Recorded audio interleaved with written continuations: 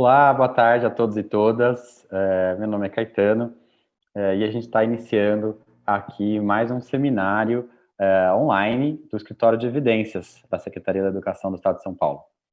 O Escritório de Evidências ele foi criado esse ano e tem como objetivo disseminar conhecimento científico sobre educação, sobre avaliação de políticas educacionais dentro da nossa rede, mas também para os parceiros, as pessoas todas da sociedade, né? A ideia é consolidar a cultura de gestão da educação baseada em evidências, né, em diagnósticos, em estudos científicos e em avaliações. O seminário é um espaço aberto à reflexão de qualidade sobre os temas. E é importante dizer que aqui a gente recebe muitos convidados, né, muitos pesquisadores, pessoas que estão aí pensando em educação, e a gente tem que lembrar que as visões apresentadas pelos palestrantes não necessariamente são as mesmas da SEDUC, né? A gente está trazendo aqui a oportunidade de cada um trazer os resultados das suas pesquisas, suas análises. Esse é o 31º seminário, desde 8 de fevereiro, e desde o final de março eles têm sido feitos online, né? A gente começou fazendo presencialmente aqui na secretaria, e logo começou, que a gente passou para as atividades escolares não presenciais, a gente começou também a fazer o seminário de forma online. O que trouxe até mais alcance, né? Então, hoje a gente tem pessoas até de fora da secretaria assistindo, tem sido muito bacana também poder chegar a toda a rede. Tem gente assistindo a gente pela rede do Saber, pelo aplicativo do Centro de Mídias, no canal Gestão, e também nas redes sociais. Hoje, por conta da relevância do tema, especificamente, né, o IDEB 2019, as avaliações educacionais, é a COPED, eu aqui, no caso, representando a COPED, que estou apresentando esse seminário, né? Então, durante o seminário, todo mundo que está assistindo pode fazer perguntas aos palestrantes, tanto aqui no canal do Centro de Mídias, mas especialmente, como tem pessoas de fora assistindo, a gente abre esse link de interação, né, que traz um formulário para poder mandar perguntas, né? Assim a gente consegue expandir bastante o alcance dessa live, né? Então, o endereço é o bit.ly/evidências 0910, né? O dia de hoje é bit.ly/evidências 0910, tá?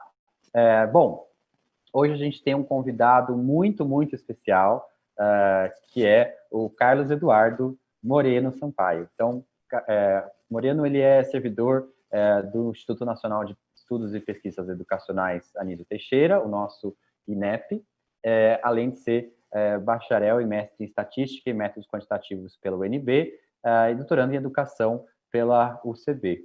Atualmente, ele exerce o cargo de diretor de Estatísticas Educacionais do INEP, né? Então, é uma pessoa fantástica que conhece a educação do Brasil inteiro com um nível de profundidade que muito poucas pessoas conhecem. Então, é um privilégio ter aqui Moreno com a gente, e vai comentar um pouquinho dos resultados nacionais da edição de 2019 do Índice Brasileiro da Educação Básica, né, o IDEB. Né? Então, acho que para a gente é um privilégio ter você aqui, Moreno. Queria novamente agradecer a sua disponibilidade de vir conversar aqui com a rede de São Paulo. Todos nós recebemos os resultados do SAEB e do IDEB com muita ansiedade todo ano, né, e muita felicidade também. Comemoramos bastante o resultado esse ano, apesar de todo esse contexto no qual a gente recebe em 2020.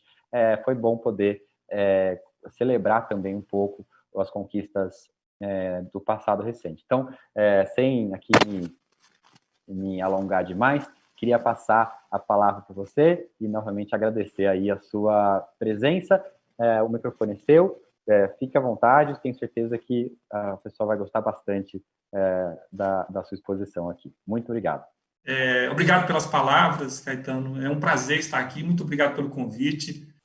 Estar em São Paulo é um prazer para mim. Nós temos uma articulação muito próxima com as secretarias estaduais de educação para a realização do censo escolar.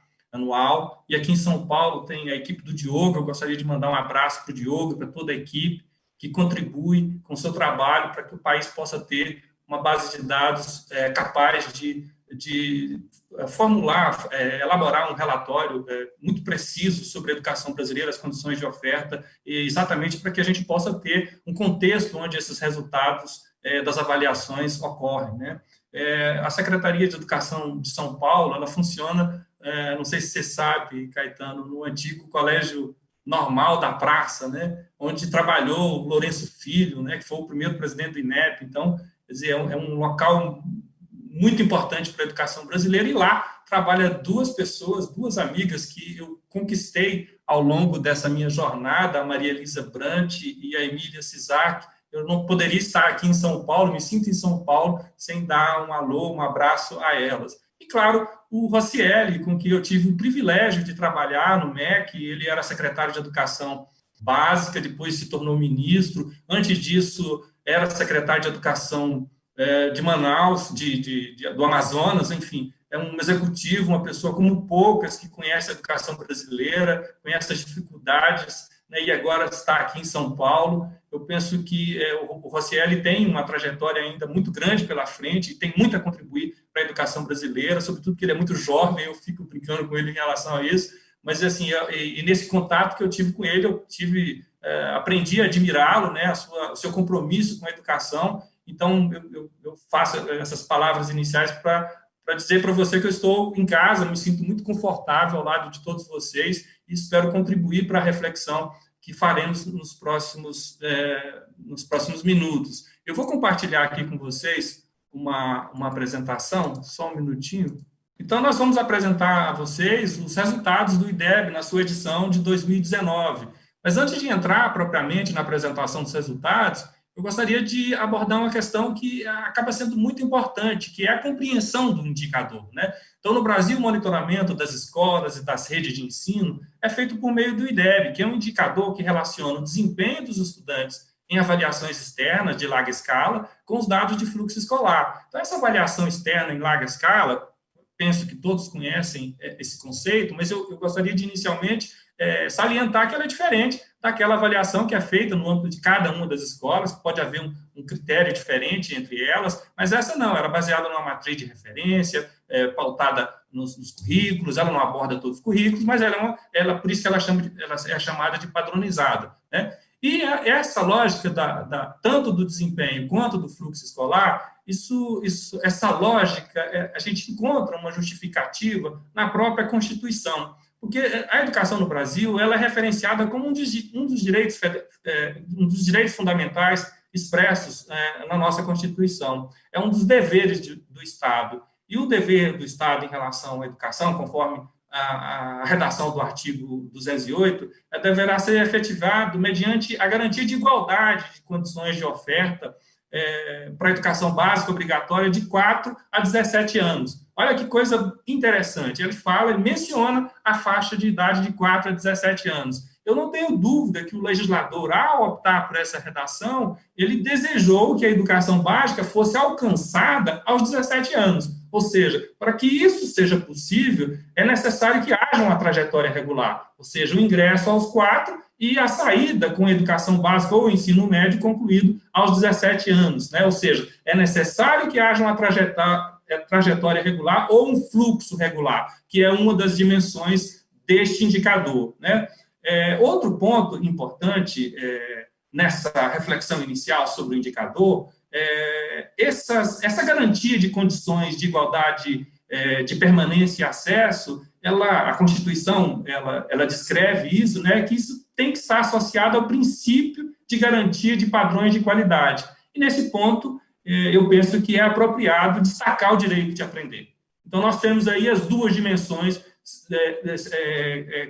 intrínsecas nesse indicador. Então, é um indicador que vai variar de 0 a 10. Então, quanto maior o desempenho dos alunos nessas avaliações e maior o número de alunos aprovados, maior será o indicador. Então, em última análise, o que se quer?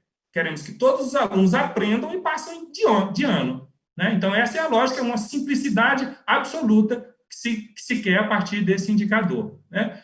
O interessante é que, a cada 2 anos, o INEP produz os elementos para a produção desses indicadores, né? Nós temos o SAEB, que é aplicado para os estudantes de 5º, do 9º ano do ensino fundamental e da 3ª série do ensino médio, que são avaliados em leitura e matemática. Do outro lado, nós temos os indicadores de fluxo ou de trajetória, disponibilizados pelo censo escolar, que é realizado anualmente pelo INEP, né? Então, o IDEB é calculado para todas as escolas, para as redes de ensino, que monitoram o seu desempenho frente a metas individuais pactuadas com o governo federal. Esse é um ponto muito importante, né? Então, é a primeira vez que o país tem metas educacionais pactuadas no âmbito de um decreto de 2007, né? Um decreto metas educacionais, todos pela educação, né? Tem uma referência àquela ONG, mas não, essa lógica está implícita nesse decreto, né? Então, todos os estados, todos os municípios assinaram um compromisso de buscar metas educacionais inscritas nesse decreto, junto com um conjunto de ações de apoio do Ministério da Educação, né, para apoiar as redes de ensino na busca com o objetivo de atingimento das metas ali estabelecidas. Então, essa é a lógica do indicador, né? Outro ponto importante, para que a gente possa ter clareza sobre o que esse indicador mede e também o que ele não mede, né? É que o cálculo do IDEB oferece uma forma muito simples, né? Os resultados dos testes em língua portuguesa e matemática do SAEB, que tem uma escala de 0 a 500, ele é padronizado numa escala, uma transformação matemática que transforma isso numa escala de 0 a 10. É um artifício muito simples de fazer. E depois, a média dessas duas notas padronizadas, vamos chamar assim, ela é multiplicada pelas médias das taxas de aprovação das séries avaliadas, das etapas avaliadas, ou seja, anos iniciais, anos finais e ensino médio, que em percentual vai variar de 0 a 100, né? Então, para exemplificar essa lógica, que é bastante simples, né, o Reinaldo Fernandes, que é o arquiteto dessa engenharia, ele costuma usar uma interpretação um pouco mais sofisticada, levando em conta o tempo para concluir uma série. Mas, em última análise, ela vai resultar nisso que eu vou mostrar para vocês. Eu apresento aqui o exemplo de 4 escolas para vocês entenderem qual é a lógica do indicador. Essas 4 escolas aqui, elas têm algumas características interessantes que eu vou destacar para vocês. Olha só, a primeira e a segunda escolas, para cada uma delas aparece aqui três propriedades, 3 atributos. O desempenho no SAEB, aquela média patronizada que eu mencionei há pouco, a taxa de aprovação média dos anos iniciais, finais ou médio. No caso aqui, digamos que seja uma dessas etapas, por exemplo, anos iniciais, tá? E depois o IDEB, que é o produto, né, dessas duas parcelas. A primeira e a segunda escola, elas têm em comum que o desempenho no SAEB é igual, veja, é 6, né? O que difere, né? A taxa de aprovação, a primeira é maior do que a segunda. Então, quando eu faço o produto aqui dessas duas parcelas, a primeira vai ter um IDEB maior, né? Porque ela tem uma taxa de aprovação maior, tendo em vista que o desempenho é o mesmo, né? A escola 2 e 3, ela tem a taxa de aprovação igual, 80%, tá vendo? O que difere é que o desempenho da segunda escola é maior do que o desempenho da terceira escola. Isso vai resultar, depois do produto aqui, no IDEB maior para a segunda em relação à terceira. Mas eu gostaria de destacar a situação da 4ª escola. Veja que interessante. A 4ª escola é uma escola em que a taxa de aprovação é universal, ou seja, 100%. Todos os alunos na escola 4 são aprovados, né? Olha que interessante o que resulta disso, né? É que o IDEB vai ser igual ao resultado do SAEB,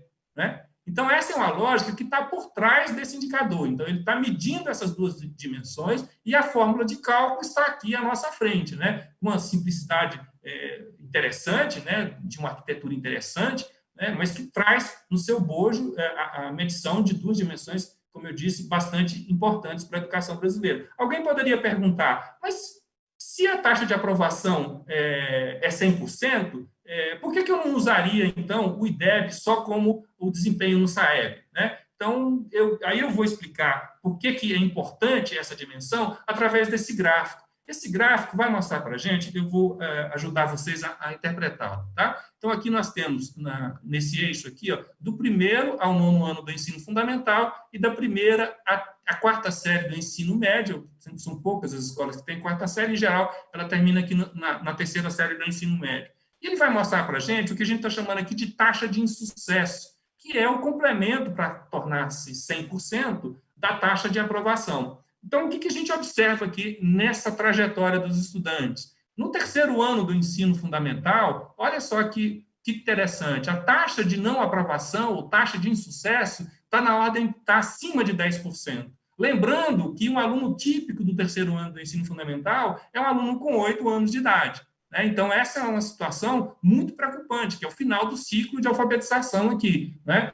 Para vocês terem ideia, basta comparar a taxa de insucesso no 3º ano com o 8º e o 9º ano do ensino fundamental. A taxa aqui é superior, negativamente superior, do que o 9º e o 8º e o 9º ano do ensino fundamental. A seguir, nós encontramos outros 2 pontos críticos, que é o sexto ano do ensino fundamental, que é o início dos anos finais do ensino fundamental, mudança de ciclo aqui, eu diria assim. Nós temos um pico também, uma taxa de não aprovação de quase 14%, e, por fim, a 1ª série do ensino médio, que é a situação mais preocupante, né? Com uma taxa de insucesso superior a 21%, né? Basta dizer aqui que de cada 5 estudantes, 1 não tem sucesso na 1ª série do ensino médio, né? É uma situação muito ruim. Então, esses dados, em que pese a sua melhoria ao longo dos anos, a gente consegue observar isso, eles são muito ruins. Né? Então, é por isso que a trajetória, ela, no Brasil, pode ser considerada como ainda irregular. Né? Então, como a gente está falando do Brasil com tantas diversidades e desigualdades, esses dados retratam uma média. Né? Então, o que a gente pode observar é que, em alguns casos, a gente tem situação melhor, e, em outros casos, situações piores do que eu estou mostrando, compartilhando aqui com vocês. É por isso que essa dimensão é tão importante na construção do indicador.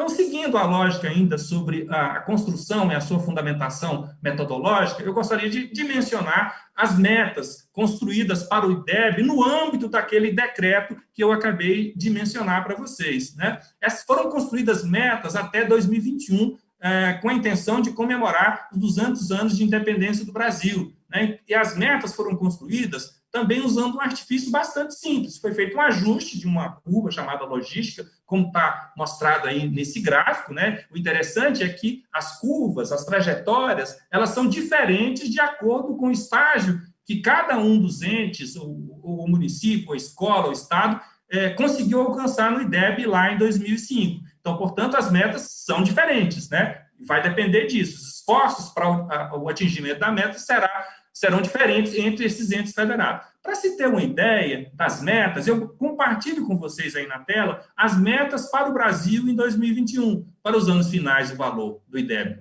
é 6, para os anos finais, 5,5 e para o ensino médio, 5,2. O que é importante destacar é que cada escola tem a sua meta, cada município tem sua meta. Né? Então, esse é um esforço implícito naquele decreto, né? E que gerou um conjunto de mobilização no âmbito das escolas, buscando o atingimento dessas metas educacionais, naqueles 2 contextos que eu mostrei para vocês inicialmente. Isso é muito importante, né? Se busca melhorar o desempenho a partir da aprendizagem e que os estudantes tenham uma trajetória mais regular, né, para compensar essas deficiências de trajetória reveladas pelo gráfico que eu mostrei anteriormente. Então, acho que esses conceitos são muito importantes para compreender o IDEB, para a gente entender o que ele está medindo, mas também entender o que ele não está medindo, né? Para que a gente possa extrair dele o máximo de benefícios. Né?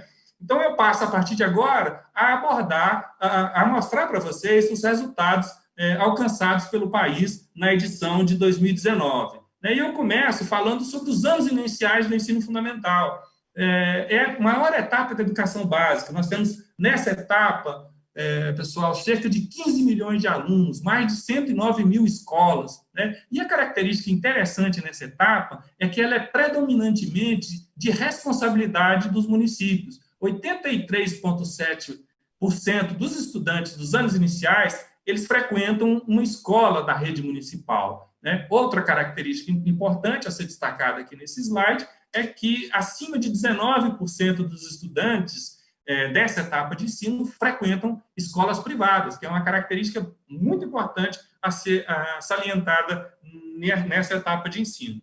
E eu vou mostrar aqui, pode parecer que quando a gente fala que os anos iniciais são predominantemente de responsabilidade dos municípios, pode ser que alguém pense que essa característica ela é uniforme entre os estados da federação, e isso não acontece. Basta ver esses resultados que eu estou compartilhando com vocês aqui. Do lado esquerdo, as colunas azuis claras aqui, elas revelam a participação da rede municipal no atendimento dos anos iniciais do ensino fundamental. Então, esses estados aqui, Rio de Janeiro, Bahia, Paraná, Ceará, Piauí, praticamente toda a rede de anos iniciais é de responsabilidade dos municípios. Está vendo aqui?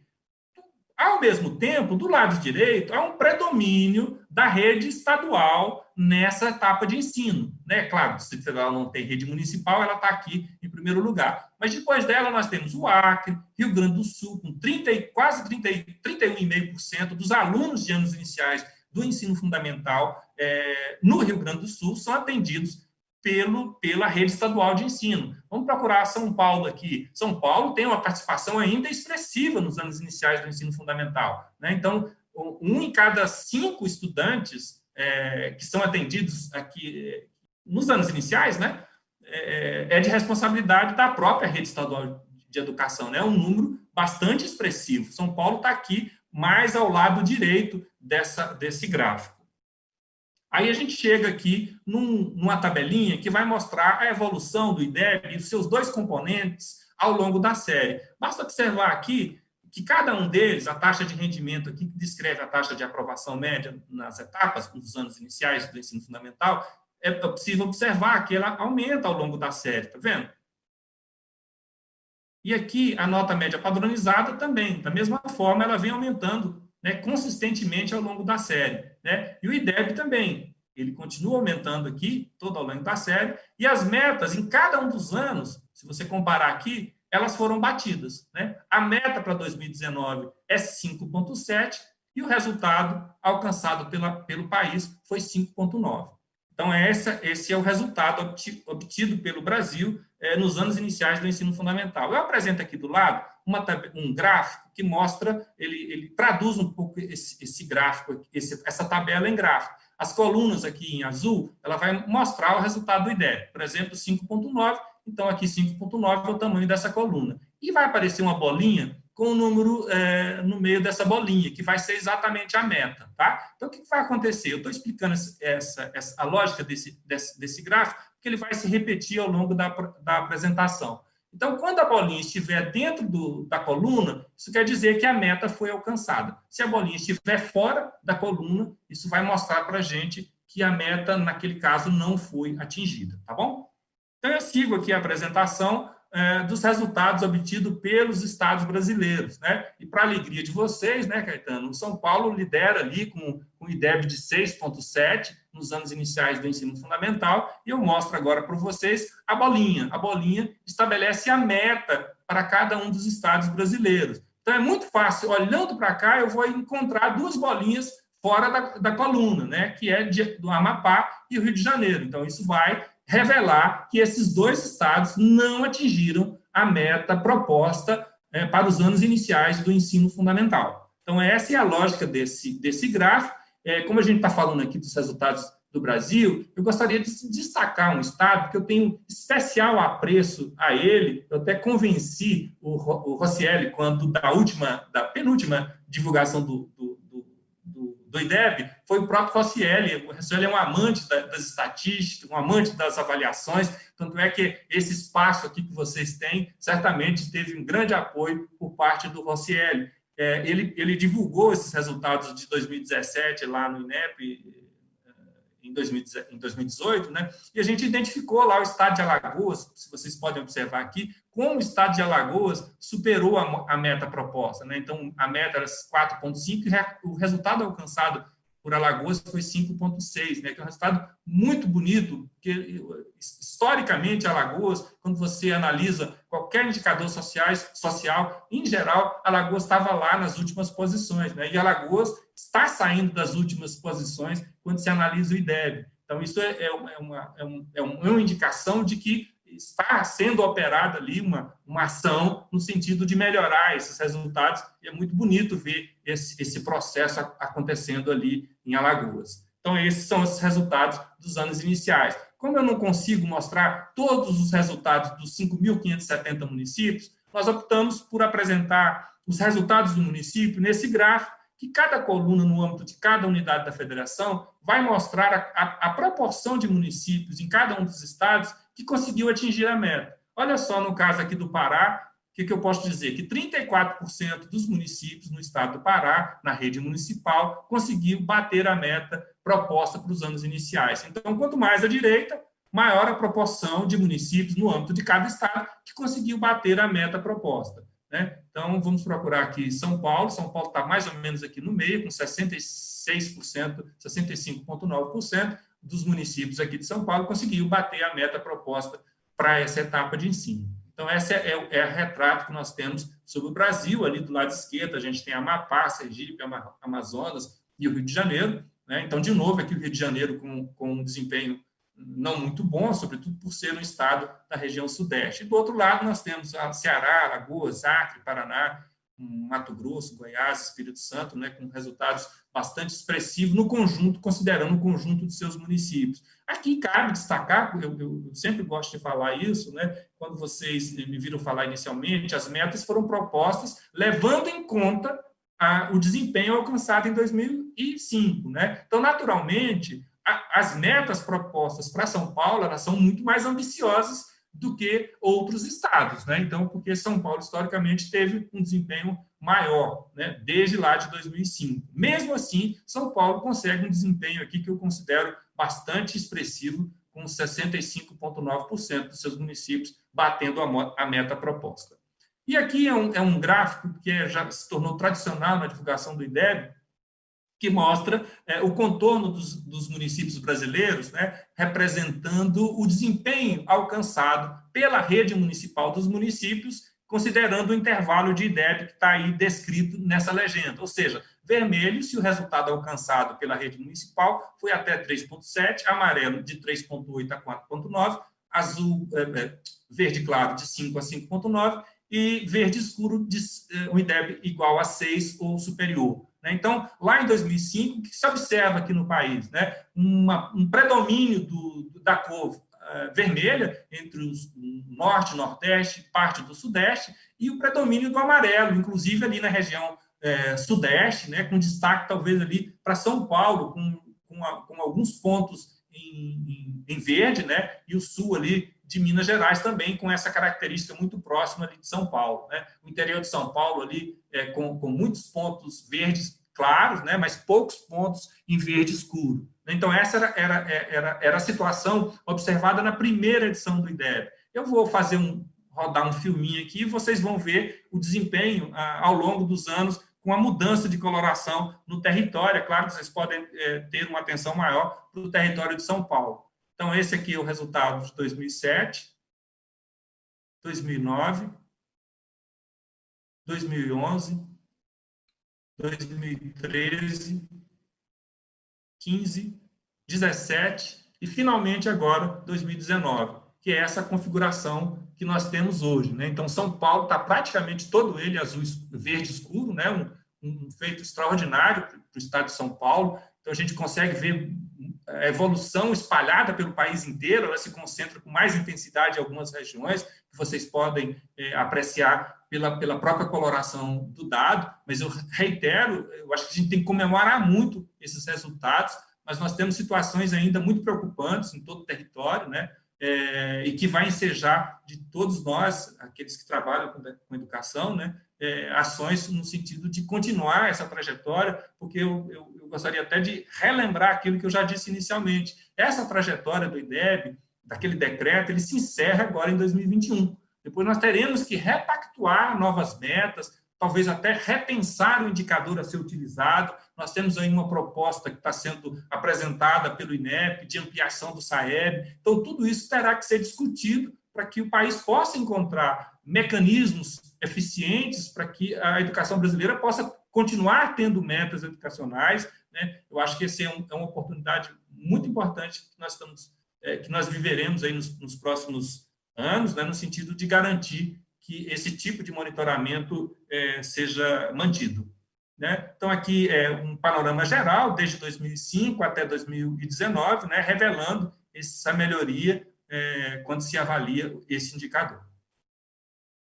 Então, agora nós chegamos aos anos finais do ensino fundamental, né, com quase 12 milhões de alunos, com 61,8 mil escolas. Então, aqui a gente já observa que o número de escolas é quase a metade a quantidade de escolas que nós temos nos anos iniciais do ensino fundamental. Aqui tem uma característica bem própria dos anos finais, que é quase o compartilhamento entre o atendimento entre os estados e os municípios, né? Então, na rede estadual, nós temos 41,6% dos alunos e na rede municipal, 42,9%. Então, há um certo equilíbrio na divisão de responsabilidade entre os estados e os municípios. Outro ponto de destaque é a rede privada, com 15,4% do atendimento nessa etapa de ensino. De novo, alguém poderia dizer, então a divisão equitativa entre estados e municípios em todos os estados da federação? A resposta é não. E nós podemos observar, então, entre os estados brasileiros, como se dá a divisão entre estados e municípios no atendimento dos anos finais do ensino fundamental. Do lado esquerdo, a gente percebe o predomínio do atendimento nos anos finais por parte do estado. Ali se destacam Roraima, Amapá e o Paraná. O Paraná, por exemplo, quase toda a rede de anos finais é de responsabilidade do governo de estado. Do outra ponta, nós temos ali o Ceará, Maranhão, Bahia, Piauí, Rio de Janeiro, onde há um predomínio dos municípios no atendimento dessa etapa de ensino. Eu vou procurar São Paulo aqui e vou logo encontrar São Paulo, praticamente aqui no meio, com 57,5% dos alunos de anos finais sobre a responsabilidade do governo estadual e 40,9% sobre a responsabilidade dos governos municipais. Aqui em São Paulo, há, de fato, uma divisão quase equilibrada aqui entre o governo estadual e os municípios do estado de São Paulo no atendimento dos anos finais do ensino fundamental. Então, nós voltamos agora para a mesma lógica, agora eu vou ser mais rápido aqui nessa transição, porque vocês já conhecem a metodologia de apresentação desses resultados. Da mesma forma, a gente pode observar aqui uma melhoria no indicador de aprovação e uma melhoria no indicador de desempenho nos testes padronizados, né? Então, outra característica importante a ser destacada aqui, que desde 2013, olha só, a meta era 4,4 e o resultado foi 4,2. Meta 4,7, resultado 4,5. Meta 5, resultado 4,7. Né? E agora a meta 5,2 e o resultado 4,9. Ou seja, desde 2013, nós não estamos atingindo a meta nos anos finais do ensino fundamental, em que pese a melhoria dos resultados ao longo da série. Então, o que se observa aqui é que o ritmo de melhoria, o ritmo de crescimento, de desempenho aqui, nessas duas dimensões do indicador, ele é mais lento, né? Então, a bolinha, como vocês podem ver, ela está fora da coluna, revelando que as metas não estão sendo atingidas para os anos finais do ensino fundamental desde 2013, né? Em que pese, como eu já disse, né, a melhoria consistente desse indicador em ritmo menos acelerado do que o observado nos anos iniciais do ensino fundamental. Então, a gente vai agora para os resultados dos estados brasileiros. E, mais uma vez, São Paulo lidera esse desempenho com resultado igual a 5,5, né? E aqui agora eu mostro para vocês as bolinhas. Só de bater o olho a gente consegue ver várias bolinhas fora da coluna, revelando, então, que muitos estados não estão conseguindo bater a meta proposta para os anos finais do ensino fundamental. Então, essa é a lógica. Olha que interessante. Mesmo estando um desempenho maior aqui no estado de São Paulo, São Paulo não conseguiu atingir a meta proposta, que foi 5,9. Então, esse é o resultado que a gente observa nessa etapa de ensino. Vocês podem aí apreciar o resultado entre os estados brasileiros. Ali se destacam ali São Paulo, Ceará, Goiás, Paraná, o Distrito Federal, com resultados com os melhores resultados nessa etapa de ensino. E seguindo aquela mesma lógica, agora nós vamos observar a proporção de municípios, não só da rede municipal, mas agora das duas juntas, a rede estadual e municipal, que conseguiu bater a meta, né? Então, aí a gente tem a situação entre os estados brasileiros. Eu vou procurar aqui São Paulo e vou encontrar São Paulo aqui, com 13,3% dos municípios de São Paulo tendo batido a meta proposta para a rede pública do município, ou seja, as duas juntas, né? Então, essa é a situação que nós encontramos. É fácil perceber que aqui a proporção de municípios que alcançou a meta é inferior àquela observada nos anos iniciais do ensino fundamental. Esse é um desafio para o Brasil, de acelerar esse crescimento aqui nessa etapa de ensino. E, por fim, aquele gráfico já tradicional, que muda aqui são aqueles intervalos, mas a lógica é a mesma, né? Quanto mais vermelho e amarelo, pior o desempenho, quanto mais verde, melhor o desempenho. Então, esse é o resultado lá em 2005, levando em consideração o contorno do município, mas agora com as duas redes juntas, pelos motivos que eu já mostrei para vocês. Aqui é uma etapa de ensino em que as duas redes, né, atuam de forma articulada, tanto o Estado quanto o município. Então, nós vemos que há uma melhoria ao longo da série, mas é fácil perceber que ela é mais lenta. 2017 e agora o resultado de 2019, né? Com destaque, é fácil você perceber onde esse desempenho aí se dá com mais força ali em Goiás, no sul ali de Minas Gerais, em São Paulo, fortemente, no Paraná, ali mais forte ali no Ceará, ali em cima, né? Pernambuco também, Rio Grande do Sul, em algumas regiões do Rio Grande do Sul. Então, é essa situação que a gente pode observar ao longo dessa série, né? Então, o que diferencia essa série dessa etapa da anterior é que aqui, embora o crescimento seja ainda consistente, ele é mais lento, né, do que os anos iniciais do ensino fundamental.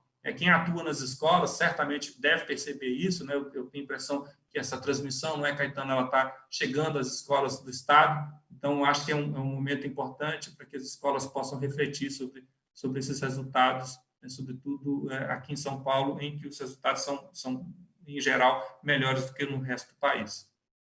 E, finalmente, chegamos ao ensino médio, né? Etapa com 7,5 milhões de alunos, 28 mil escolas. Então, você vai percebendo aí a diminuição do número de escolas, né? Ao longo vai aumentando a etapa e vai diminuindo o número de escolas. E aqui, sim, aqui praticamente todos os alunos do ensino médio, da rede pública, quem é o responsável pelo seu atendimento é a rede estadual, né, com 95,6% da rede pública sendo responsabilidade dos estados, né? É o Rocieli, essa aqui é a rede do Rocieli, né? Integralmente a rede do Rocieli aqui no caso de São Paulo. E eu destaco uma característica muito interessante que vocês podem observar, que é uma grande quantidade de alunos que estudam no período noturno, né? Cerca de 1,3 milhão de alunos, ou quase 18% dos estudantes de ensino médio, frequentam uma escola durante a noite, né? Talvez uma justificativa para isso, é claro, tem as condições sociais aí também envolvidas, mas a gente percebe que a nossa trajetória, ela não é regular, né? Ela começa ali no terceiro ano do ensino fundamental, durante a etapa de alfabetização dos alunos. Isso vai gerando aquele fenômeno muito conhecido por vocês, que é a distorção idade-série, né? Então, a distorção idade-série, ela não é causa de nada, ela é consequência do processo de retenção do aluno, que começa ali no terceiro ano de ensino fundamental, revelando os problemas que nós temos na alfabetização, com outro pique, só para lembrar aquele gráfico que eu mostrei para vocês, ali no início do segundo segmento do ensino fundamental e se agravando ali na primeira série do ensino médio. Então, isso faz com que boa parte dos estudantes já tenham, ao chegar no ensino médio, uma distorção idade-série e muitos deles procurando serem atendidos ali numa escola noturna e muitas vezes criando um processo de imbricação com a própria educação de jovens e adultos, né? Que é um processo muito ruim, né? Esse estudante ali com 17 anos, lembrando do texto constitucional, ele deveria estar aqui no ensino médio, na escola diurna, né? E cursando o terceiro ano do ensino fundamental, com um perfeito sincronismo entre a sua idade e a série desejada, a série esperada, proposta lá na Constituição. Então, esse é o retrato do ensino médio no Brasil. E aí a gente chega aos resultados, mostrando inicialmente aquele gráfico que eu mostrei para cada uma das etapas, e aqui há um predomínio do azul escuro, mostrando que aqui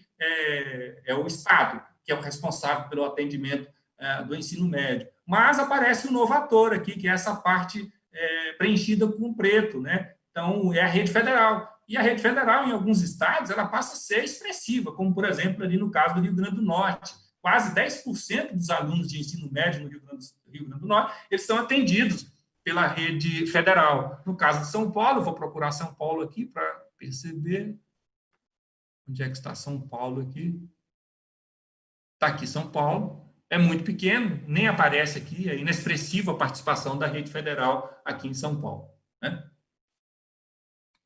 Aí, seguindo aqui os resultados, da mesma forma, a gente consegue observar um crescimento aqui, tanto do rendimento quanto da média padronizada, mas aqui é interessante, olha, observe aqui o IDEB, o resultado do IDEB, 3,6, 3,7, 3,7, 3,7, ou seja, houve uma estagnação aqui no desempenho do IDEB, né? E a gente deixa de atingir o IDEB em 2013 também, né? Então, só para vocês terem ideia, em 2017, a meta era 4,7 e o resultado alcançado pelo país foi 3,8. E agora o resultado esperado, ou seja, a meta proposta é 5 e o resultado alcançado foi 4,2. Então, em que pese o não atingimento da meta, eu acho que é preciso comemorar esse resultado do ensino médio. Nós passamos vários anos ali com uma estagnação dos resultados obtidos aqui pelo IDEB e, de repente, a gente experimenta um aumento nesse indicador bastante expressivo. Ele sai de 3,8 para 4,2 num ano só. Então, eu acho que é uma conquista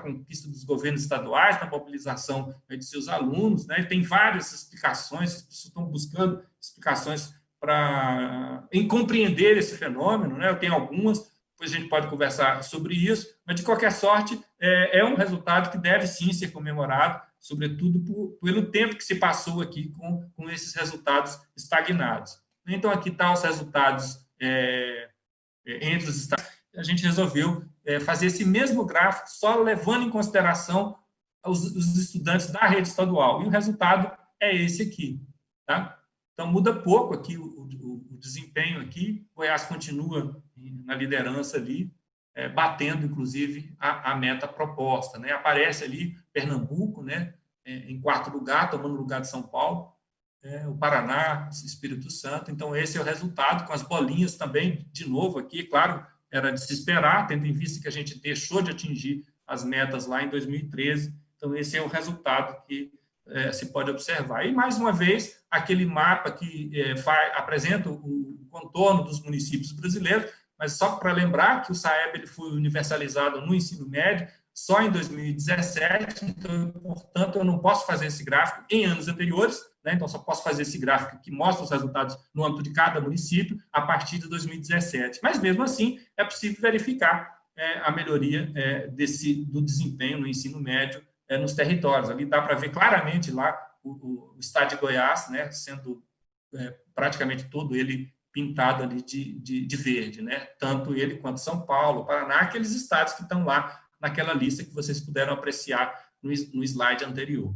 Então, esses são os resultados sintéticos aqui do Brasil. Eu não mencionei durante a apresentação a rede privada, mas ela está aqui junto com as demais etapas dos anos iniciais, anos finais e ensino médio, e aí a série histórica desde 2005 até 2019. Então, o INEP agora torna disponível esses resultados no site, em planilhas, em Excel, muito fácil. Eu recomendo que cada escola, cada rede, cada município possa baixar esses resultados, né, levar esses resultados para a escola, refletir sobre eles, né, buscar ajustar suas práticas. É um instrumento para a escola, para as redes de ensino. Nós não temos nenhuma intenção e nenhum apreço com rankings, né, sem considerar os contextos em que esses resultados são obtidos. Então, acho que o uso apropriado, né, desses resultados podem trazer benefícios incríveis para as escolas, né, para as redes de ensino, né, e que o país possa encontrar caminhos, né, para que o desenvolvimento da educação se dê na lógica proposta pela Constituição, um contexto muito mais filosófico, levando em consideração a construção da cidadania, né, o direito da criança ser ela mesma, que ela possa ser alfabetizada, ter o direito de escolher um livro para ler, para sua leitura. Então, essa é a lógica, né? O indicador é importante, mas ele não é tudo, né? Mas ele é importante, né, para que se construa, né, esse desenvolvimento em todos os contextos sociais, né? Que se possa receber essa criança, né, e construir uma prática que leve a resultados pactuados ali no âmbito da escola. Então, acho que essa lógica de uma avaliação ela precisa ser compreendida e utilizada apropriadamente, e eu não gosto muito das lógicas dicotômicas, né, de que excluem o indicador e que há uma prevalência de um contexto um pouco mais filosófico. Acho que as duas coisas têm que estar presentes para que o país, o Estado, o município, a escola, garanta às crianças aquilo que está na nossa Constituição, que é o direito, né? Mas o direito para além do IDEB. Isso precisa ficar claro, embora o IDEB seja um indicador importante e que mede essas duas dimensões que a gente teve a oportunidade de discutir e apresentar agora. Para quem tiver interesse, os resultados estão lá disponíveis na página do INEP, é muito fácil utilizar isso lá. Então, eu acho que esse, Caetano, o recado que eu vim compartilhar com vocês. Espero que a gente possa agora estabelecer um diálogo e ampliar o entendimento sobre isso. Eu não sei se o Rossielli conseguiu chegar, gostaria muito de vê-lo, de ouvir a opinião dele sobre esse processo todo. Como eu disse, é uma pessoa que entende muito sobre a educação brasileira. Eu espero que ele já tenha chegado para que a gente possa ampliar essa discussão. Eu devolvo a palavra para você, Caetano. Obrigado, Moreno. O legal é que a gente está com quase 2.200 pessoas assistindo pelo Centro de Mídias, né, pelo nosso canal aqui direto de comunicação com a rede, e também muitas outras pessoas também assistindo pelo link, né, inclusive pessoas de fora da nossa rede estadual. Vou começar com algumas perguntas, eu fui selecionando aqui conforme foi falando, e acho que tem muita coisa bacana aqui para a gente conversar. Acho que uma das primeiras perguntas que apareceu, que acho que ajuda também a contextualizar aqui o IDEB, é do professor Lauriberto, da nossa rede. Ele pergunta assim, qual é a relação da avaliação do SAEB, SARESP e PISA? Né, a gente tem falado muito aqui, Moreno, na nossa rede, do PISA, a gente fez uma aplicação extensa recentemente, e a gente tem também avaliação estadual, né, do SARESP, assim como vários estados têm suas avaliações estaduais, né, não todos, mas muitos hoje em dia têm suas avaliações estaduais. Será que você podia comentar um pouquinho essa diferença, né, de forma geral, da avaliação no âmbito estadual, nacional e a avaliação internacional, né, no caso PISA, mas acho que de forma geral, a avaliação internacional? Claro, fazer alguns comentários, Caetano. O INEP ele faz essa avaliação a cada 2 anos, né, com o intuito de ter um diagnóstico, mas os estados podem ter suas avaliações com um contexto talvez um pouco diferente, isso vai depender da construção da avaliação, ela ser mais formativa, para ter uma atuação ao longo do ano, né, que caiba uma intervenção a tempo, né? Enquanto que o PISA é uma avaliação externa também ao país, é uma avaliação internacional, o Brasil participa, mas ela tem uma característica especial, ela avalia os estudantes aos 15 anos de idade. Né? Então, esse fenômeno de distorção idade séria, de trajetória irregular, ele é cara do Brasil, ele é a nossa cara. Né? O estudante fora do Brasil, aos 15 anos, ele está na primeira série do ensino médio.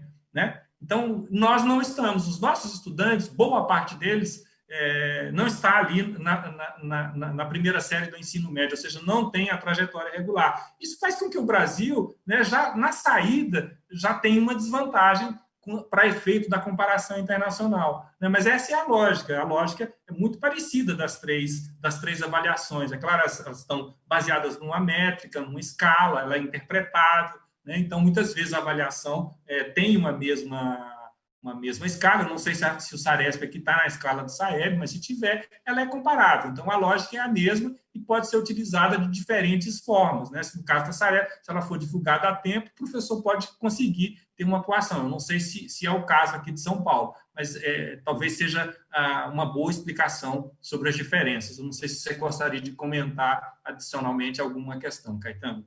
Perfeito. Aqui no caso em São Paulo, Moreno, o Saresp avalia também língua portuguesa e matemática, né? E ele inclui algumas questões do SAEB de forma também a colocar a prova na mesma escala. O que acontece aqui é que existe e aí também em relação ao PISA, é que as habilidades que são avaliadas são ligeiramente diferentes, né? Então não são exatamente as mesmas habilidades em língua portuguesa e em matemática. Agora, a gente vai entrar numa fase nova, né? Agora que a gente tem a BNCC, mas o Saresp foi construído originalmente no momento em que não existia um referencial curricular nacional tão detalhado, né? A gente tinha diretrizes gerais, e aí as habilidades, isso fez com que as habilidades que o SAEB avalia de língua portuguesa e matemática sejam um pouco diferentes das habilidades que hoje o Saresp avalia de língua portuguesa e matemática. A gente não tem ainda,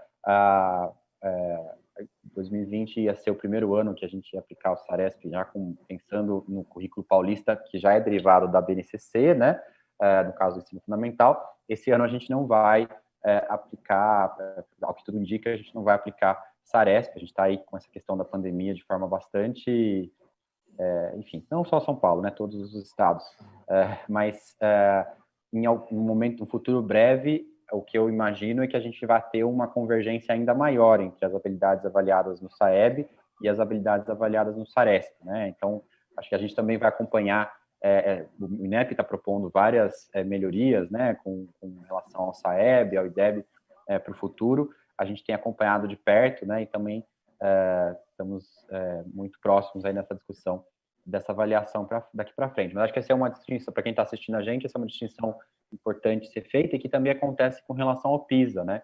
Então, não só tem essa questão da idade, que eu acho que é super relevante que você trouxe, Moreno, mas o PISA também avalia um conjunto de habilidades ligeiramente diferentes, né? Em leitura e matemática. Tem alguns analistas que apontam que essas habilidades são mais complexas, no caso do PISA também, né? Então, um nível de complexidade, de profundidade do conhecimento maior que é avaliado pelo PISA em relação ao SAEB, em relação ao próprio Saresp, né? Então, acho que esse é um outro elemento para considerar aqui. Tem uma pergunta, Moreno, que vem do Adriano Vasconcelos. Ele é doutorando e pesquisador do Grupo de Pesquisa em Políticas Federais da Educação da Universidade Católica de Brasília. Aí está pertinho de você. A pergunta dele é, considerando as diferenças regionais e das questões sociais que no Brasil, que produzem tanta opressão e exclusão entre crianças e jovens, especialmente entre minorias e maiorias que são minorizadas, de que modo o advento do IDEB contribuiu para a superação dessas desigualdades, sem desconsiderar a diversidade, com vistas à equidade? Excelente pergunta, né, do Adriano, né? Então, o que se espera de um indicador que avalie esse desempenho é que todos esses estratos populacionais, que todas as escolas alcancem os mesmos resultados. Não há motivo para que eu tenha um IDEB para a zona rural, outro para a zona urbana, outro para as escolas médias, outro para as escolas grandes. Então, o esforço das redes de ensino é dotar as escolas de uma capacidade de receber esses estudantes com as suas experiências pessoais, né, com as suas diversidades, com a sua diversidade, com as suas vulnerabilidades, né, e trabalhar com esses estudantes de tal sorte que se consiga os resultados esperados, construídos, pactuados no âmbito de cada escola. Esse é um grande desafio para a escola brasileira, né? O IDEB ele traz um resultado que não há justificativa para que no seu resultado haja tanta desigualdade, né? Então, num determinado município, as escolas daquele município devem ter resultados parecidos, né? Então, mesmo atendendo populações diferentes. Esse é um ponto muito importante, né? Então, o professor brasileiro que é formado na universidade brasileira, ele tem que saber que o estudante que ele vai receber é um estudante vulnerável. Ele precisa saber trabalhar com esse perfil de estudante, né? Eu acho que essa é uma pergunta do Urano extremamente importante para que nós que trabalhamos com educação tenhamos isso em mente, né? O estudante brasileiro ele não é um estudante pasteurizado, ele é diferente, né? O estudante do interior, da capital, recebe influências de toda a ordem e nós temos que estar aptos a trabalhar com ele, né? E alcançar resultados. A boa notícia, Caetano, é que é possível, a partir da análise dos resultados do IDEB, encontrar redes de ensino em todo o país, né, com resultados homogêneos, com resultados elevados, né? E ao olhar esses resultados, eu não tenho dúvida de que ali se operou um processo de melhoria consciente desses resultados, né? Então, esse é um desafio permanente da educação brasileira, que passa, como eu mencionei, desde a formação do professor na universidade até a atuação em sala de aula e da articulação que a rede vai oferecer para que a educação se processe adequadamente no âmbito de cada escola. Inclusive, Moreno, você podia voltar outro dia para apresentar aqueles dados do Censo da Educação Superior e o destaque que você faz para as licenciaturas, né? Nossa, aquela apresentação é tão bacana. Tenho certeza que o pessoal aqui ia adorar. Já deixo o convite aí para o pessoal Tá do bom. escritório Ah, convidar depois para trazer, viu? Pessoal que está ouvindo a gente, também é uma apresentação que o Moreno faz que é fantástica. Eu queria só, na sua fala, comentar um ponto que eu acho que é muito legal e que eu fiquei pensando enquanto você apresentava. É, Muito me inspira, que acho que tem a ver com a pergunta do Adriano, né? Eu me sinto sempre muito inspirado pelo resultado de algumas dessas redes, né? Lógico, São Paulo é incrível, acho que eu fico muito orgulhoso, lógico, sou suspeito para falar, né? Enfim, da rede que eu vim e de onde eu trabalho, mas também fico muito inspirado olhando para, por exemplo, o resultado do Ceará. O Alagoas era um estado que eu não conhecia tanto os resultados, né? Conhecia mais o resultado do Ceará, mas que eu fiquei muito impressionado de ver recentemente esse avanço, né? É muito bonito de ver o quanto o estado conseguiu, a partir de uma origem muito de desempenho, né? Muito pior, né, em termos de aprendizagem e aprovação, obter os resultados que tem hoje. E eu acho que isso é inspirador, especialmente quando eu penso que eu sou economista de formação, né? Então eu acabo já sempre levando a análise de dados nesse sentido. A diferença de renda per capita dos estados é muito grande, né? Então a média de renda per capita no Ceará e no Alagoas, por exemplo, é muito, muito menor do que aqui em São Paulo. E ainda assim, eles conseguem resultados de aprendizagem muito expressivos, né? E de forma, como você mesmo mencionou, mesmo em redes que são ainda mais vulneráveis, escolas, né, alunos são muito mais vulneráveis, conseguem ter resultados de aprendizagem expressivos. Então, respondendo, Adriano, da perspectiva de um gestor de rede, né, perceber essa possibilidade que é possível ensinar apesar das desigualdades, né, apesar das fragilidades que muitos dos nossos alunos carregam, das vulnerabilidades, né, todas as desigualdades, ainda assim é possível ensinar, é possível que esses alunos aprendam, né, todos os alunos têm o potencial de aprender, e eu acho que o IDEB traz isso com muita clareza, né? Então é inspirador, acho que pelo menos aqui da perspectiva de São Paulo, me inspira ver outros estados, ver o que eles conseguem fazer com um nível de renda per capita tão mais baixo, e que mostra para mim aqui em São Paulo o quanto de potencial que a gente tem também, né? A gente tem também situações muito desafiadoras, de muitas vulnerabilidades acumuladas pelos nossos alunos, né? Em termos a pobreza urbana é real, né? Existe uma situação muito complicada em vários lugares de São Paulo, mas acho que o IDEB traz a mensagem de que ainda assim é possível, mesmo com todos os desafios, conquistar aprendizagens importantes, né, com os nossos alunos. E acho que isso vai se refletir, e quando a gente consegue fazer isso, a gente sabe, né, isso se reflete num futuro de mais oportunidades para esses alunos, de maior né, emancipação, passam a ser adultos e cidadãos mais donos da própria vida, né, de forma geral. Então, acho que esse é um papel muito bacana que me deixa...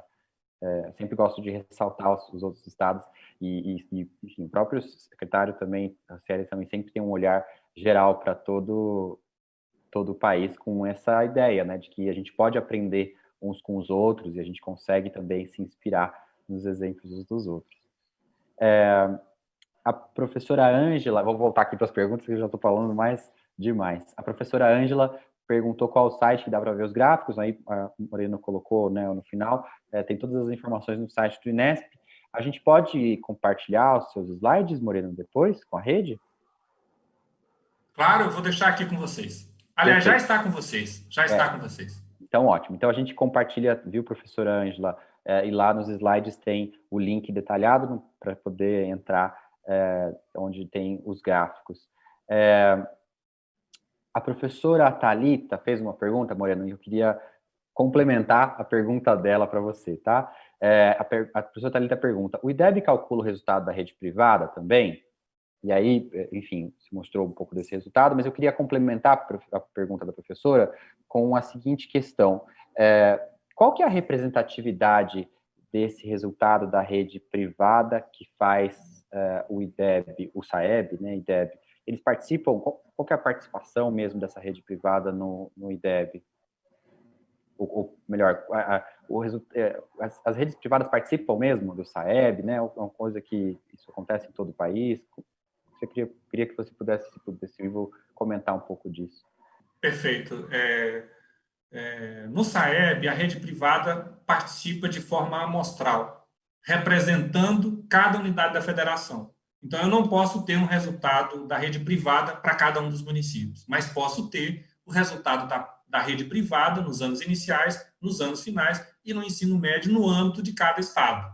Tá certo? Então, essa é a lógica. Então, o resultado que eu mostrei para vocês ao final, onde aparece a rede privada, ele aparece a rede privada para o Brasil, mas também pode aparecer a rede privada para o Rio de Janeiro, para São Paulo, para Bahia, etc. E aí os resultados tem tanto nos slides que você trouxe, quanto no link que tem ao final dos slides, que vai ficar disponível para o pessoal. Exatamente. Né? Exatamente. Tem uma pergunta que você comentou na sua fala, eu não queria deixar de aproveitar. E aí acho que é o melhor momento para a gente falar sobre isso. Eu ia perguntar justamente sobre esse efeito da retomada do crescimento do ensino médio, e acho que é o momento certo para falar dessa pergunta, porque eu acho que o secretário vai conseguir se juntar a nós, e que eu acho que é a pessoa, enfim, que tem o maior brilho no olho quando a gente fala de ensino médio, e que também tem trabalhado com essa temática com muita energia nos últimos anos, e que, enfim, você mesmo comentou, né, Moreno, você está aí pensando em ensino médio faz tempo, e que a gente viu, o ensino médio no Brasil todo teve um avanço importante, e também em São Paulo, né, a gente comemorou bastante a retomada do crescimento do ensino médio. Eu queria que você comentasse um pouquinho isso, se pudesse compartilhar com a gente também seus palpites do que pode estar por trás disso, e também queria aproveitar para receber aqui nosso secretário Rocieli, aproveitando, chegou na hora do tema que bom. Mais legal de falar. Eu tenho algumas hipóteses, mas eu gostaria muito de ouvir o Rocieli sobre esse tema, que é um tema que não há consenso sobre os motivos. Tem alguns, né? Então, a matrícula em tempo integral no ensino médio, ela tem crescido consistentemente ao longo do tempo. O tempo integral pode ser que ele tenha um impacto aí. As escolas integradas à educação profissional, elas têm crescido, embora esses resultados não mostrem, mas calculando o resultado do SAEB só das escolas que têm um ensino médio integrado, o resultado é muito superior. Então, são motivos que levam a ter um resultado melhor para a educação, o ensino médio. Mas tem outro aspecto, Caetano, que eu até gostaria de ouvir a opinião do Rocieli, que é o engajamento. Então, nós tivemos a universalização do SAEB em 2017 e agora, em 2019, nós repetimos e divulgamos o IDEB por escola. Né? Eu me lembro que quando, lá atrás, em 2007, quando o Reinaldo era presidente do INEP, ele estava lá desenhando essa arquitetura toda, ele me apresentou o conceito accountability, né? Na lógica da responsabilização, dizia ele, olha, quando esses resultados forem divulgados por escola, isso vai gerar um sistema de incentivo, né, que é diferente a gente ouvir o William Bonner dizer que a educação vai mal. Outra coisa é alguém dizer que a educação em que a escola que seu filho estuda vai mal, né? Então, isso certamente gerou, atualmente, tendo em vista que essa é a segunda edição do SAEB, considerando as escolas de ensino médio de forma universal, isso pode ser que tenha tido um impacto expressivo. E essa é a minha hipótese inicial, que deve ser ampliada aí junto com as demais que eu mencionei. Mas já que parece que o Raciel entrou aí, eu primeiro gostaria de cumprimentá-lo, eu já elogiei aqui tantas vezes, né? Espero que vocês confirmem aí, não deixem eu mentir sobre isso, e eu gostaria muito de ouvir a opinião dele sobre isso. Bom, boa tarde, Moreno, boa tarde, Caetano. É um grande prazer ter você aqui, Moreno. Para mim, é um dos grandes especialistas de educação. Acho que muita gente não sabe a importância de ter um profissional como o Moreno hoje no INEP, né? Eu tive a oportunidade de conviver com ele antes de sendo secretário do Amazonas, muito sendo secretário de Educação Básica e depois como ministro, e agora aqui mesmo em São Paulo, né? E é um grande profissional. Apenas elogiá-lo é difícil, porque é reconhecido por todos no Brasil inteiro que convivem e conhecem o seu trabalho.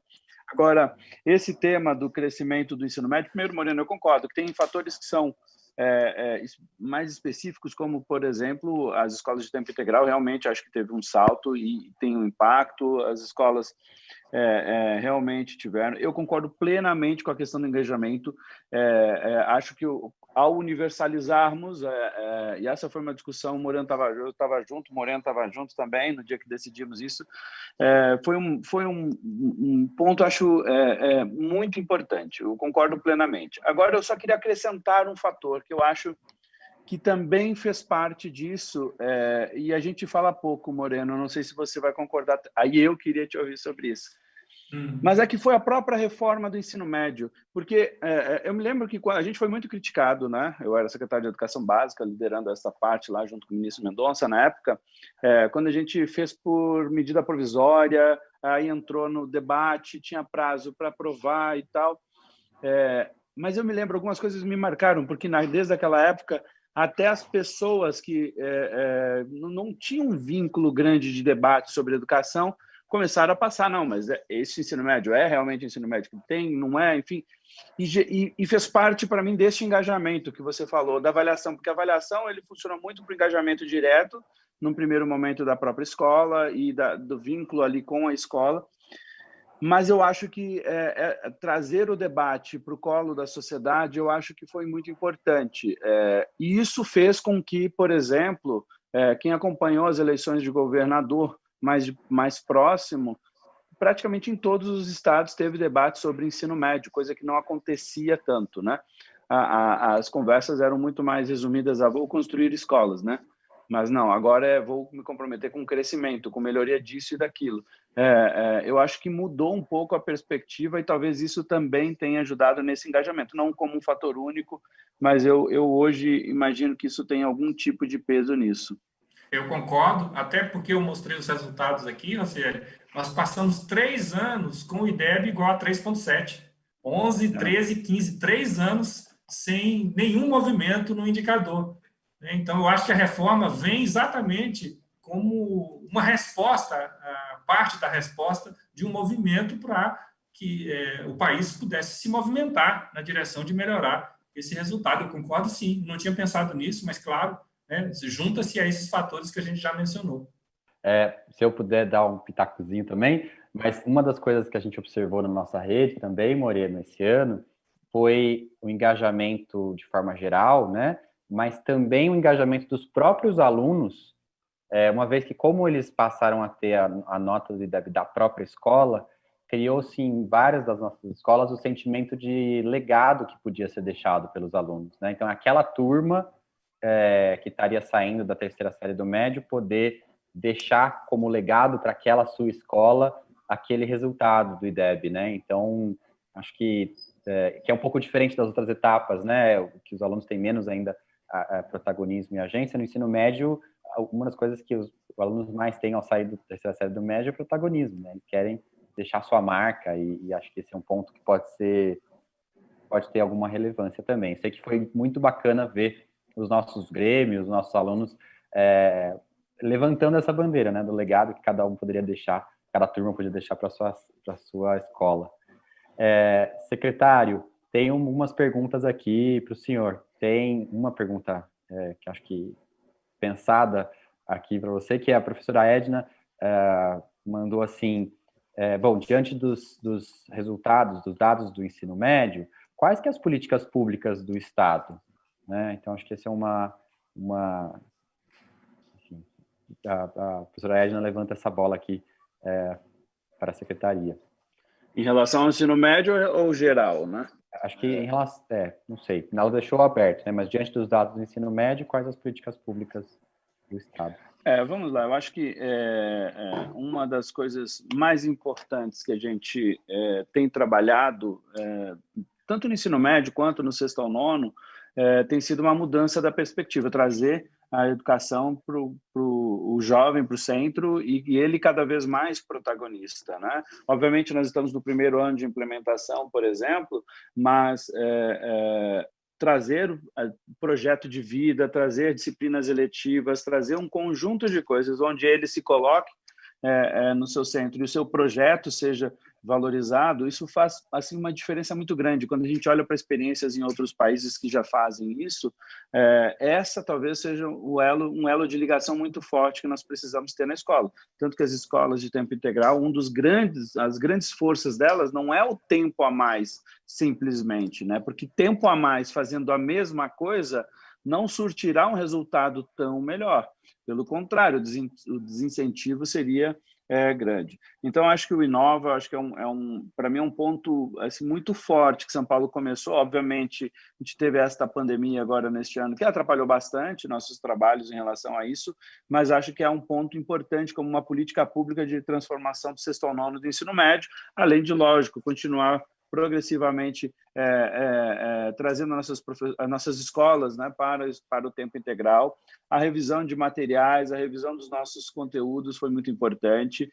As políticas mais significativas aí estruturantes, né, são os novos currículos, né, tanto do ensino fundamental quanto do ensino médio, já aprovados. É uma revisão muito importante, justamente com essa nova perspectiva da Base Nacional Comum Curricular, do novo olhar do ensino médio, de todas essas perspectivas. E, logicamente, aí você tem políticas fundamentais ligadas à formação de professores. Não existe nada que a gente possa fazer que a formação não esteja no centro, né? Apoiar a formação dos nossos profissionais é uma das coisas mais importantes que a Secretaria tem para fazer. No estado de São Paulo, a gente é muito grande, né? Então, a formação aqui, além de ser desafiadora, ela é mais necessária no suporte da Secretaria, porque nós temos uma rede, enfim, gigantesca. E entendo que esse é um ponto que a gente vai ter que dar cada vez mais um salto, né, de suporte aos nossos apoiadores. Acho que essa para mim, é a base. Eu não sei se o Caetano quer complementar aí também, Caetano, como coordenador da COPED.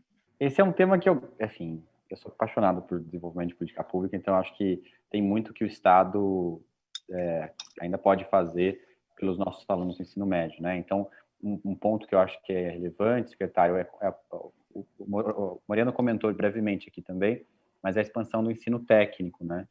Integrado ao ensino médio. Né? Então, a meta do governador de ampliar para 30% das matrículas, olha isso, Moreno, a gente está hoje com 13% aqui no estado, né, de São Paulo, que já é maior do que os outros estados, em média. E desses 13 pontos percentuais, 8 pontos percentuais são da rede pública, né, matrículas da rede pública de ensino técnico. A nossa meta é sair de 13% e ir para 30%, né, então, de matrícula de estudantes com um componente técnico-profissional na sua formação, né, o que colocaria a gente aí num patamar de próximo aí de Espanha, mas também de Chile, muito próximo de Chile e Colômbia, outros países parecidos conosco aqui na América Latina, e que a gente que entende que traz o ensino para uma realidade do aluno, aproxima o mundo do trabalho dessa experiência de ensino médio do aluno, né, e coloca uma das eu esqueci agora, me perdi o nome do professor que colocou isso no chat, mas ele falou assim, mas como que a gente vai, né, atrair os alunos se eles não têm perspectiva depois de sair da escola? E eu acho que, para muitos alunos, a integração com o ensino técnico traz essa perspectiva, né, traz essa esperança, e eu acho que isso ajuda muito a eles a concluírem, né, continuarem seus estudos, concluírem. O secretário é um dos grandes defensores aí dessa política de integração, especialmente para os alunos, também para os alunos da educação de jovens e adultos, não é mesmo, secretário? Não, exatamente. Por mim, eu faço EJATEC e ofertamos muito mais possibilidades. Aliás, Paula Souza tem sido uma grande parceira, a gente está aí com um processo, inclusive, de intenção aberta de matrícula, esperamos ter uma grande procura. A gente tem feito escuta dos jovens, né? Eu não sei qual é o professor que fez a pergunta, mas acho que isso é uma coisa importante, né? Quando eu falo de projeto de vida, seja com itinerário mais voltado para a educação técnica ou não, acho que essa ponte, esse link da escola significar mais para a vida dele, como a escola me ajuda no projeto dentro da minha realidade a sonhar, inclusive, a ir mais longe. Eu acho que esse é um ponto importante de transformação das políticas públicas no Brasil, né, que a gente teve com a reforma do médio, mas teve também com a Base Nacional Comum Curricular, com outros movimentos importantes de discussão no Brasil. E é uma necessidade que os professores sentem, né? A gente fez uma pesquisa com os nossos professores aqui, Moreno, e 90 e tantos % deles responderam que isso era fundamental para o engajamento e para o sucesso da educação básica no estado de São Paulo. Tem uma pergunta aqui, achei, foi a professora Rosângela que comentou, que ela falou, triste realidade, mas vários alunos não levam a sério essas provas, não acreditam na educação, na mudança da própria vida. Como retomar o crescimento do ensino médio com alunos que não têm perspectiva, né? Então, acho que essa coisa da perspectiva que me trouxe. Uma coisa que vai mudar, Rosângela, que a gente está discutindo, aí o presidente do INEP, o Alexandre, já falou isso para a mídia, é a possibilidade do SAEB ser seriado, né? A princípio, o SAEB poderá ser já no ano que vem, a partir do primeiro ano do ensino médio, e aí ter no segundo, português e matemática no primeiro e no segundo, e a Base Nacional Comum Curricular no terceiro ano, aí, talvez itinerários, mas aí com ainda negociando datas de implementação dessa parte. Mas isso é importante porque eles estão chamando, inclusive, de Enem seriado, porque o próprio SAEB poderá valer vaga para a universidade no futuro. Ou seja, o aluno fará a avaliação do primeiro ano do médio, do segundo e do terceiro, conjunto dessas notas poderá valer. Então, é algo que está se avançando, eu tenho discutido bastante, gosto bastante da ideia, inclusive, tenho conversado muito com o presidente Alexandre, com a equipe do INEP sobre isso, e acho que isso também ajuda muito no engajamento, especialmente para aqueles que desejam participar aí seguir o caminho da universidade, né?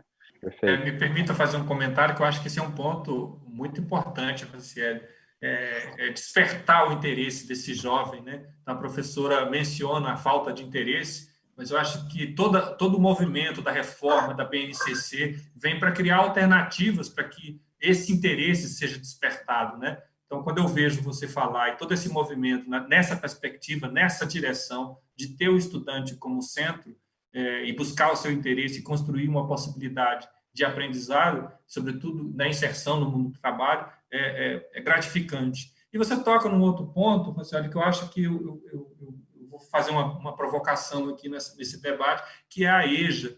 O que a gente observa lá nas estatísticas que a gente está produzindo agora sobre a trajetória dos estudantes é que uma parcela muito expressiva, Marcelo, dos estudantes, eles estão numa espécie de imbricação entre o ensino médio e a EJA, sobretudo aqueles estudantes com histórico de retenção, que chega ali no primeira série do ensino médio, já com 18, 19 anos, muitos deles estão indo na EJA. Então, talvez tornar a EJA, né, mais atrativa, despertando interesse, de repente esse processo seja mais efetivo. Eu vi você falar na EJA aí, eu gostaria de te ouvir um pouco mais sobre a EJA e essa busca de fortalecimento do interesse do estudante na EJA, sobretudo porque grande parte deles eles estão saindo do regular e indo para a EJA.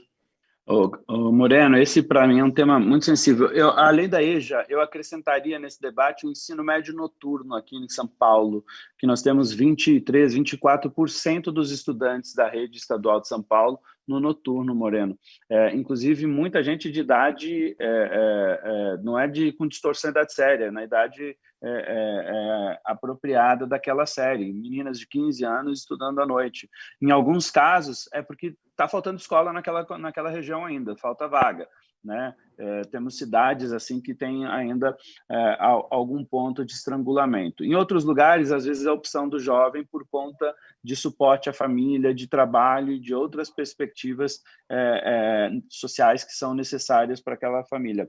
E a educação de jovens adultos, ela é uma necessidade a partir do ponto que nós não conseguimos cumprir a tarefa que deveríamos ter cumprido enquanto gestores públicos da educação básica, né? Se aquela criança tivesse sido alfabetizada dentro da escola, é série histórica, né? Brasil, né? Mundo sabe disso, mas hoje nós não podemos deixar de ser mais atraentes, de fazer uma conexão ainda maior para esses jovens e adultos. Eu, por exemplo, defendo o EJATEC para a educação de jovens adultos, para trazer uma perspectiva, Morena, justamente para aquele jovem que está buscando trabalho, se ele está no trabalho é porque ele precisa. Por que não fazer mais a conexão para uma educação que apoie mais naquilo que ele está precisando, engajando ele dentro da escola? E esse, para mim, é um ponto fundamental. A gente tem aqui o sonho, Moreno, eu tenho o sonho de transformar toda a educação de jovens e adultos com a possibilidade de ter educação profissional. 100% dos nossos jovens terem um pouquinho, pelo menos, de educação profissional. 200 horas, pelo menos, dentro do conjunto. E podendo ser, inclusive, maior. E podendo ser um itinerário formativo, né? O que eu quero dizer com isso? Hoje a gente aqui no estado de São Paulo está estudando muito com Paula Souza, principalmente, que uma parte dos conteúdos adquiridos na educação básica possam contar para o ensino superior também dentro das nossas, especialmente das FATECs aqui, que são muito importantes. Ou seja, a gente teve essa discussão na época da reforma do ensino médio, eu sempre defendi isso publicamente desde aquela época, né? Mas eu continuo defendendo, porque vai fazer sentido para o jovem. Ele está na educação de jovens adultos não é porque ele simplesmente quer. Aconteceram fatores ao longo da vida que o colocaram ou o colocam neste momento necessitando. Mas eu preciso transformar isso numa política pública que traga mais qualidade para ele e que faça uma conexão com o que ele precisa para esse projeto de vida dele. Mesmo um adulto, ele tem que ter o seu projeto de vida. Se ele trabalha como garçom, por que a gente não pode apoiá-lo lá na educação que ele vai ter para que ele cresça ainda mais? Eu fui muito marcado, eu falo de garçom, Moreno, porque, desculpe se sair minha imagem, é porque estão me ligando aqui. Eu estou transmitindo do meu celular. Aí, quando a pessoa me liga aqui, vai ligar de novo, provavelmente, aqui. Mas, então, quando a gente estava discutindo a reforma do ensino médio, antes ainda, eu era secretário no Amazonas, e a gente teve um grande encontro nacional para discutir o ensino médio. E aí o debate era inglês. Ser obrigatório o inglês ou não ser obrigatório o inglês? E estava dividido, né? Os técnicos do ensino médio do Brasil todo estavam divididos. Uma parte achava que tinha que ser o inglês obrigatório para todos, e uma parte achava que tinha que ser uma língua à escolha e tal. E eu defendo particularmente o inglês, dando a oferta de outras línguas, especialmente o espanhol, obviamente, mas eu defendo a obrigatoriedade do inglês, porque é o que mais abre portas em todos os sentidos, né? E a gente estava lá e fazia uma votação, Moreno, aí o pessoal levantava a mão, metade, ficava aquela coisa dividida, e vai debate para cá e vai debate para lá, e de repente eu observei lá, no fundo, tinha um garçom do evento, e ele levantava a mão. Quando falava que era a favor do inglês, ele levantava a mão e votava junto. E aí, poxa, eu mandei chamar ele. Disse, vem cá, você não é do evento, né? Você está votando, mas você não pode, mas eu queria entender o porquê. Por que você está nessa defesa? E ele foi uma resposta simples, e que foi dizer o seguinte, olha, o espanhol a gente acaba se virando. Eu sou garçom aqui num hotel, que o inglês é muito importante. Eu já perdi muitas oportunidades na minha vida porque eu não consegui aprender a falar inglês. Então, eu acho que todo mundo, mesmo eu aqui, preciso aprender essa língua que é a mais importante para a minha profissão hoje. Aí eu disse, não, então você vai dar o testemunho para todo o plenário. E foi esse cara lá do Amazonas, que fez mudar, né? Tanto foi aprovado em inglês pelo CONSED, e depois virou uma pauta e foi aprovada na lei. E esse cara foi uma peça-chave. E eu digo, por isso que eu digo assim, você imagina a importância de você dar oportunidade para este senhor, se ele viesse para a educação de jovens adultos e dizer o que é que você precisa para o seu projeto de vida. É disso que a gente está falando. Por que não ser mais técnico e profissional, inclusive para o que ele precisa? Neste caso, não é nem um curso técnico necessariamente, mas é por que não dar mais enfoque para ele, por que não ter mais aprofundamento para ele, por exemplo, dentro daquilo que ele sentia uma necessidade absurda, que era o próprio inglês. Então, eu defendo uma reforma nesse tipo. E a gente aqui em São Paulo tem uma vantagem, a gente tem professores muito bons, Moreno. Aqui dá para fazer coisas incríveis, o nosso corpo de professores é maravilhoso em São Paulo. Perfeito, secretário. Bom, nós estamos aqui, chegamos às 4h30, que infelizmente é o final do nosso seminário, né? Então, para quem entrou depois do início, esse foi a 31ª edição do seminário do Escritório de Evidências, né? Assim, uma iniciativa nova aí criada pela gestão do secretário Rosselli, que, né, como o Moreno falou, gosta muito das evidências para subsidiar as políticas públicas. A gente contou nessa edição do seminário com a participação do professor Carlos Moreno, diretor do INEP, e do nosso secretário Rosselli Soares aqui, também contribuindo para a discussão dos dados do IDEB 2019. Professor Moreno, muito obrigado pela sua participação. Secretário, sempre um prazer ter aqui. Sei que a rede adora vê-lo e tenho certeza que a rede também aprendeu muito com o senhor professor Moreno. De novo, muito obrigado. Eu pedir para o pessoal da equipe colocar o slide com o link da avaliação do encontro. A gente sempre pede para os participantes avaliarem, né, dizerem o que acharam. E aí, enquanto o pessoal copia o link, professor Moreno, se quiser se despedir, dar a última palavra, sempre é o nosso convidado. Claro, Caetano, é um prazer, foi muito divertido estar aqui hoje. Eu acho que a palavra certa foi essa, discutindo temas tão importantes para o Brasil, ter estado aqui com você, com o Rosselli, rever o Rosselli, e lembrando que agora, no dia 23 de outubro, nós divulgaremos os resultados do Censo da Educação Superior, e em novembro, além do SAEB do segundo ano, nós também divulgaremos um estudo que estamos concluindo agora sobre a remuneração dos docentes na educação básica, um estudo muito interessante em que a gente conectou os resultados do censo escolar com a RAIS, e sendo possível estimar a remuneração dos professores em todas as redes brasileiras, uma série histórica que vai de 2014 até 2015. Eu acho que vocês vão gostar muito, né, sobre esse estudo, que tem a intenção de contribuir para a valorização desse profissional que é tão importante para o desenvolvimento da educação brasileira. Mais uma vez, muito obrigado, Rosselli. Foi um prazer estar aqui. Espero voltar outras vezes. Muito obrigado, professor. Secretário, quer se despedir? Fique à vontade. Eu quero, primeiro, agradecer mais uma vez a presença. É muito bacana ter o Moreno aqui hoje com a gente. Como eu disse, é um grande profissional. Esses estudos que ele falou aqui, é impressionante a importância disso, inclusive para impactar nas políticas públicas de valorização, nas políticas de revisão de carreira e tudo mais. É muito importante que a gente aprofunde o nosso conhecimento. O INEP, falando do Moreno, que é obviamente um grande profissional do INEP, mas o INEP é uma das instituições mais preciosas que nós temos na educação brasileira, porque justamente ele bota luz, ele consegue trazer informações, dados que são fundamentais.